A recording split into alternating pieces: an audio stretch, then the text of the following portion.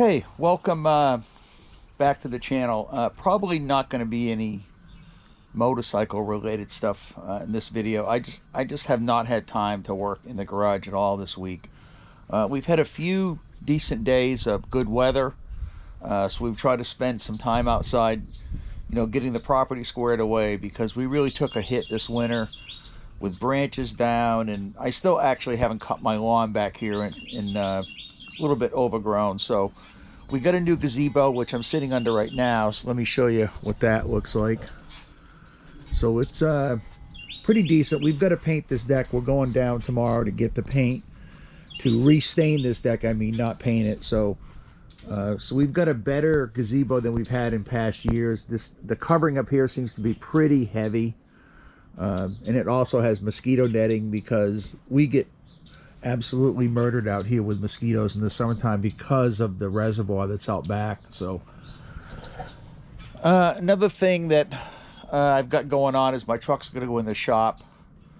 We're looking at probably about $9,000 worth of work on the truck, and I'd rather spend that kind of money than have to get out and buy a new truck and have a truck payment. So let's go take a look. I'll show you what's going to happen to that truck. Okay, so I'm inside the cab of the truck. So this is a 2013 F-150 XL, meaning it's got no back seat. It's just a regular cab, 8-foot bed, two-wheel drive, which is exactly what I wanted when I bought the truck.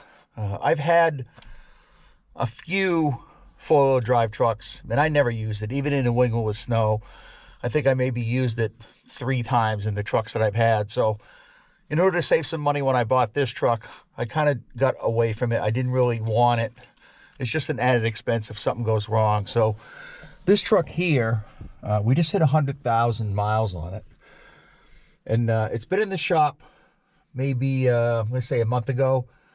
It had to have front brakes, and I kind of got ripped off by the independent shop. So one of the things that's going on is that I'm never going back to any of these independent shops again. This truck is in my car. We're only going to Ford dealers from now on. Let me tell you exactly what happened. The truck went in the shop.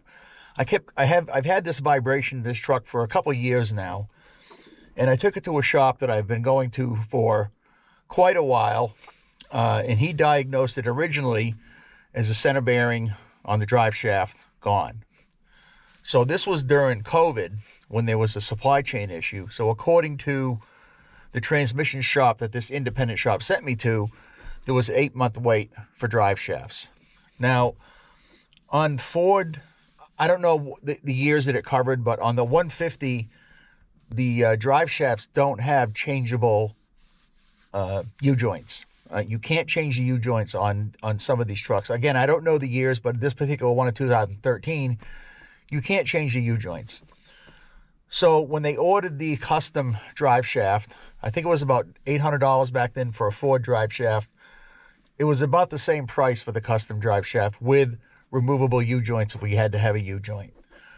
So I had it in the shop, replaced it, got the truck back. Still had a slight vibration, but I kind of attributed that to the tires. I have a heavy tread tire on this truck because I don't have four-wheel drive, and I wanted something a little bit more aggressive. It is a street tire. It's not a snow tire, but it's an all-season tire that's a little bit more aggressive. And I kind of attributed that shake to those tires. So this kept going on and on. So I brought it back to the shop. This has been a couple years now, actually a year. I brought it back to the shop. I said, look, I'm still getting this vibration out of this. What is going on with this truck? And so he put it on the lift, and he says, well, you need new front brakes. So I knew that I needed brakes because it's been a while since I did it. So I had him do the brakes, and they called me up and they said, well, the wheels won't turn. Now you need wheel bearings. And I'm like, well, wait a minute. The wheels turned fine before you got it in your shop. Why all of a sudden do I need wheel bearings now? And they couldn't explain that to me. But again, they had everything apart. I had no choice but to put the wheel bearings in.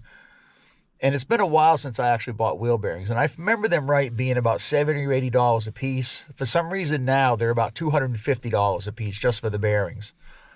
So I had him put the wheel bearings in, had him put new rotors on, new calipers on the front.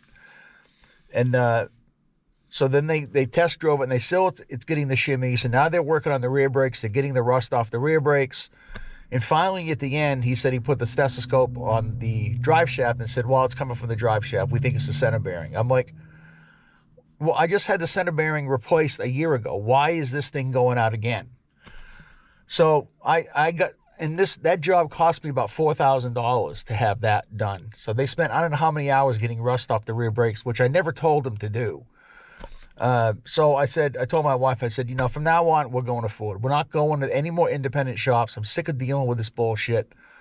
So I took it to Ford.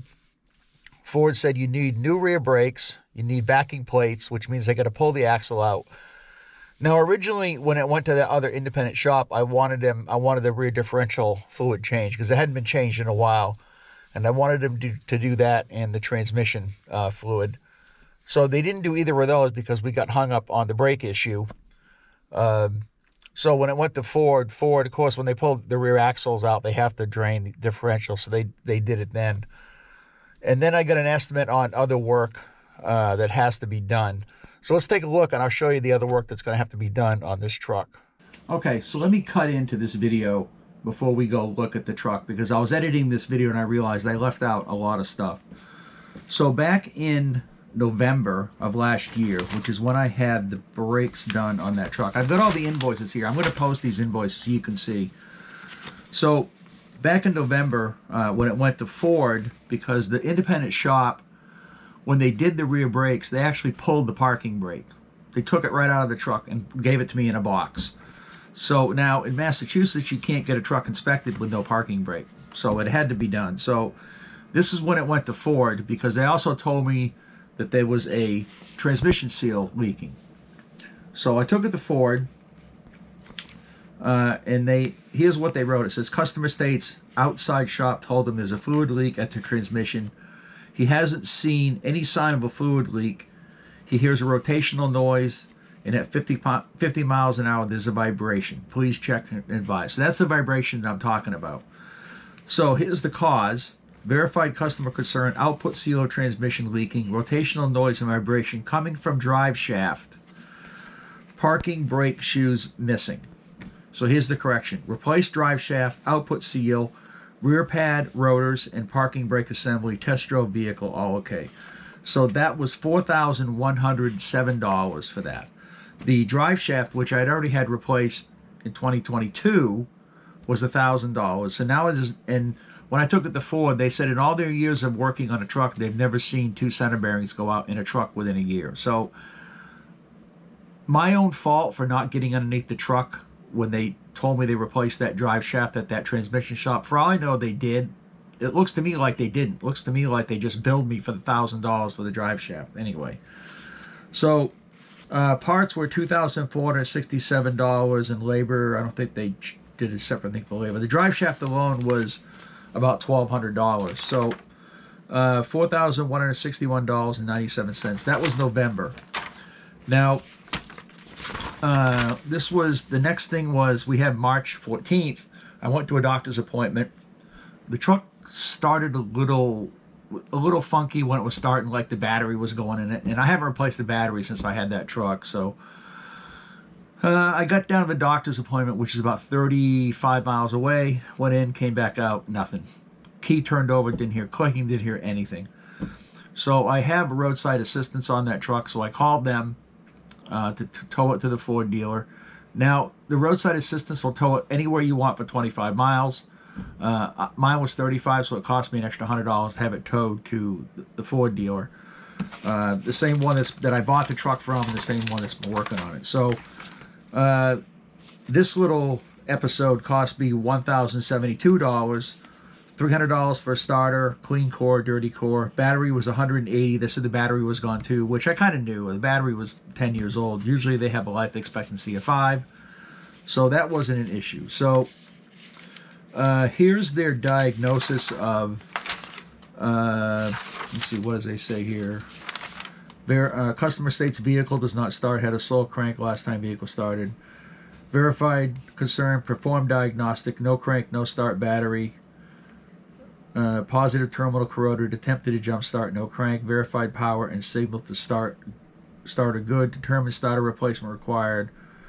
Completed starter replacement, battery replacement, clean battery terminals, verified operation of starting system. So the other part they gave me was the other problems I was having with the truck with it vibrating.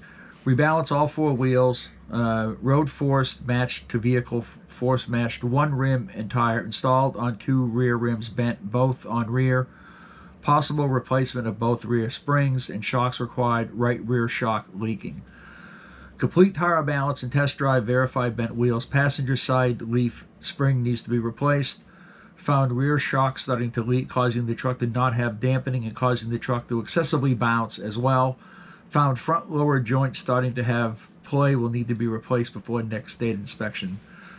So leaf spring plus hardware plus rear shock replacement is $3,076 plus tax. Front ball joints is around $1,300 plus tax. So we're looking at $6,000 including the starter and everything. So we're looking at about what does it look like? About $4,200 to have the mechanical work done that needs to go in to the shop. Now they didn't mention wheels, so I know they talked about $1,200 to replace all the wheels. So that's probably where the $6,000 came in. So if you add $3,076, $2,400 with tax, it's about $6,000. So that's what's going to go in next. And then the body shop, $3,444.54. So the replace right side panel, which is $1,200.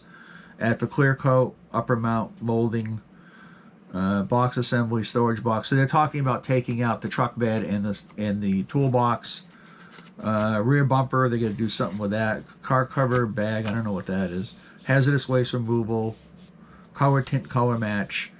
$3,444. Now they did say that they would do that for $3,000 because I brought it to another independent shop and they gave me a quote of $3,000. They said they would do it for $3,000, but that was before I brought it to them with the hole in the bed. So we're looking at, well over $10,000 in the last several months on that truck. But again, I don't have a vehicle payment. I don't have a car payment, truck payment, motorcycle payments. I hate car payments. I just hate them. I think they're the biggest waste of money you can do it. So anyway, let's get on with the video and I'll show you what's going to be done with the truck. Okay, so you can see the wheels are kind of rusty. Now this is the second set of wheels of steel rims that I've had put on this truck. When I first bought the truck, two of these rims rusted out. Ford replaced all 4 rims for free. So it's been, 10 years now since I had these rims on it.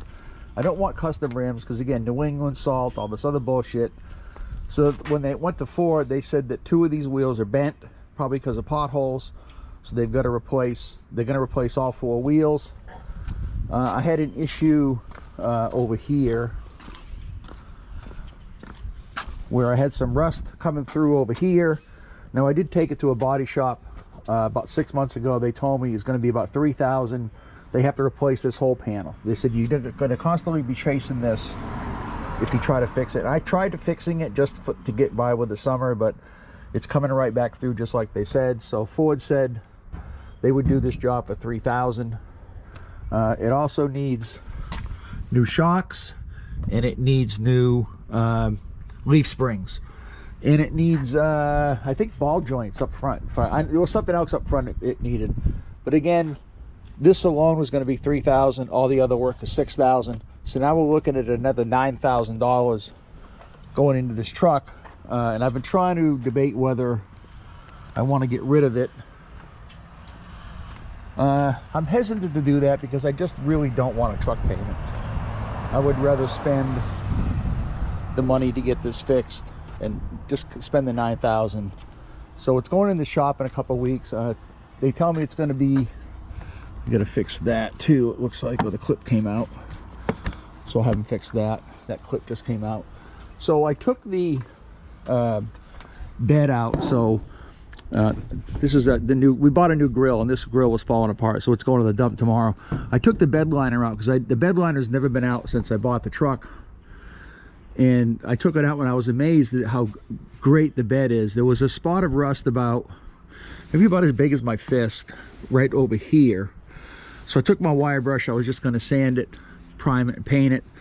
The wire brush went right through the bed of the truck. So I took a picture of it, went back down to the body shop at Ford. Now I'm assuming they got to take the bed off.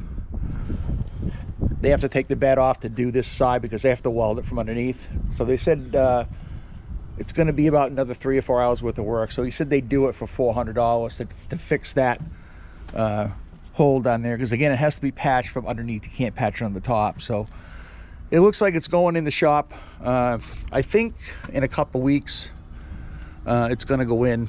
He said we're going to be without it about 2 weeks. So I'm trying to time it to where the mechanical stuff is done, and then when it's done, they just move it right over to the body shop. And because the mechanical work's probably going to take 2 days at the most, and then we'll have a truck that's fine. I'm trying to get it done now before it gets really into riding season, because I don't want to be stranded on the side of the road when I got no way to haul my trailer. So, and we just have a ton more work to do out here. We got to repair this fence. Let me come over here. I'll show you one other thing that we got to do. My heater's going off right there. So we cut this tree down last year, and you can see this stump that's kind of growing through the building. I filled it up with foam for the winter just to try to keep air out, but I think mice are getting in through here because I've caught a couple mice in the garage. So we got to come out and get this stump out this year. I bought some wedges, and I'll take my chainsaw and cut as much as I can out to try to get it away from this building. So that's one of the things we got to do. So all right, that's going to wrap it up for this video. I'm hoping this weekend is supposed to be nice. I can get back in the groove of working on that bike. I don't have much left to do in the Heritage. Tank's going to go on, saddlebag, and some shields for the exhaust, and that's it. We can start the bike up and give it a test run. Still haven't had a chance to get the shovel out because, again, the few days that we had that was nice weather, we were trying to get stuff done on the property, and I just didn't have time to do it. And today we're back in 40-degree weather right now. So I'm probably going to try to go out and do something this weekend on it.